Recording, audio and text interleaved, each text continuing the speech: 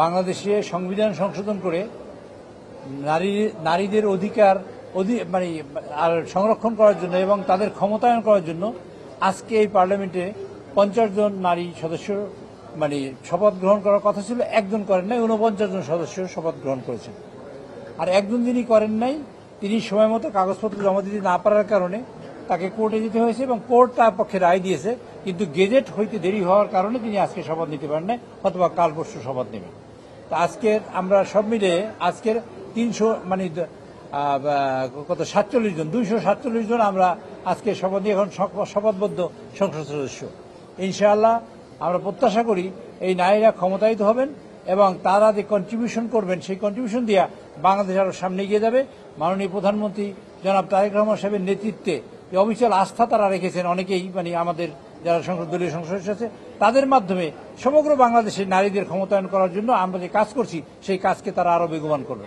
আমরা ইতিমধ্যে family card দিয়েছি, আপনারা জানেন, নারীকে ক্ষমতায়িত করা এবং অভাব দূর করা, স্বাবলম্বী করার প্রত্যয় হিসেবে এই কাজ করা শুরু করেছেন।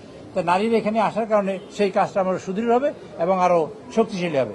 তাদের সংসদীয় এখনো সীমানা নির্ধারণ করা হয় নাই, আর এখনো নির্ধারণ করা হয় নাই। জাতীয় কর্মকাণ্ডে তারা অংশগ্রহণ করবেন এবং জাতিকে উদ্বুদ্ধ করার জন্য এবং কার্যক্রম করার জন্য এবং সংসদে কন্ট্রিবিউট করার জন্য মূলত তারা দায়িত্বপ্রাপ্ত, মূলত তার দায়িত্ব দেওয়া হবে এবং পরবর্তীতে মাননীয় প্রধানমন্ত্রী যেভাবে সিদ্ধান্ত নেবেন সেভাবেই হবে। ওটা কোনো কন্ট্রাডিকশনের কোনো সুযোগ তো নাই। আমি বললাম জাতীয় সমস্যা সমাধানের ক্ষেত্রে তারা বিরাট কন্ট্রিবিউশন করবেন।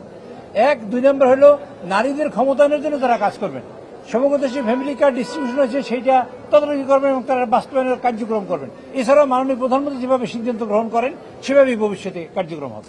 নারীদের ক্ষমতায়ন করার জন্য আমরা এখনো কাজ করছি, নারীরা এখনো পশ্চাৎপদ বা বিপদটা এরকমের আর কি।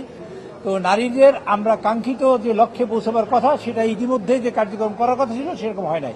এই বছরই প্রথম আমাদের নেতা মাননীয় জনাব প্রধানমন্ত্রী জনাব তারেক রহমান সাহেব তার আমাদের দল থেকে বিএনপি থেকে 20 জন সংসদ সদস্যকে নমিনেশন দিয়েছিলেন। তার মধ্যে বেশ কিছু পাশ করেছেন, কিন্তু দুর্ভাগ্যজনকভাবে সত্যি কথাই বলতে হয় যে জুলাই সনদের কথা আমরা এত শক্তিশালীভাবে বলি, কিন্তু বিরোধী দল থেকে কোনো নারীকে এবছর নমিনেশন দেওয়া হয়নি। এটা কিন্তু সত্যি কথাই। তো তার এখান থেকে তারা কোটায় কতগুলো মানে কয়েকজন নারী সদস্য পেয়েছেন। ইনশাল্লাহ আমরা মনে করি সবাই মিলে আমরা কাজ করে এই দেশকে সুসংগঠিত করবো এবং দেশকে বিনির্মাণ করবো ইনশাল্লাহ। সকলকে ধন্যবাদ। সেই সাথে দেশবাসীকেও আমরা আশ্বস্ত করতে চাই এবং তাকে আস্থায় আনতে চাই এইভাবে যে নারীদের ক্ষমতায়ন হচ্ছে এই দেশের মানুষের জন্য। তারেক রহমানের প্রোগ্রামটাই হলো এই দেশের নারী সেই অর্ধেক নারীকে সামনে নিয়ে আসা এবং তাদের স্বাবলম্বী করা এবং তাদের ক্ষমতায়িত করা, তার উদ্যোগ হিসেবে আজকের এই কাজ। ইনশাল্লাহ আপনারা সবাই দোয়া করবেন। আসসালামু আলাইকুম রহমতুল্লাহ।